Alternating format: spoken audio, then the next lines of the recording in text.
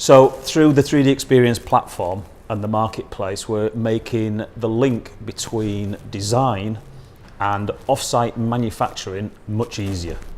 Through a direct connection, using SolidWorks as a design tool, and then sharing that on the 3D Experience platform marketplace, our customers are able to go to suppliers all over the world to choose via price, via availability, via scheduling, who they want to provide them with the best quality parts that they've designed themselves. Comparing ourselves to Amazon, it's a great ambition of ours. We all know how quickly Amazon can deliver. We pay for the experience of dealing with Amazon, and that's what we will replicate in the design and manufacturing field. If you look at the way a traditional SME manufacturer works today, they're probably working with very local suppliers that they've worked with for years, and that's good. That builds relationships between local businesses, and that needs to continue to happen. But to open up the entire worldwide global manufacturing network has got to give competitive advantage, has got to improve speed, efficiency, and create new networks for manufacturers to work within.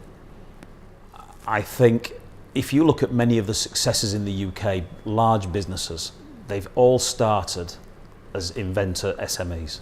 They've started small, had a great concept, and it has to grow from somewhere. Small SMEs have got flexibility, speed, agility. Using something like the 3D Experience Marketplace will make them even more so. And we should see more innovative products brought to market in a shorter period of time. They should always make time to innovate. And innovation comes in many different forms. Innovation of product, innovation of manufacturing process, innovation of internal systems. Any company that isn't taking time to innovate is losing market to companies that will.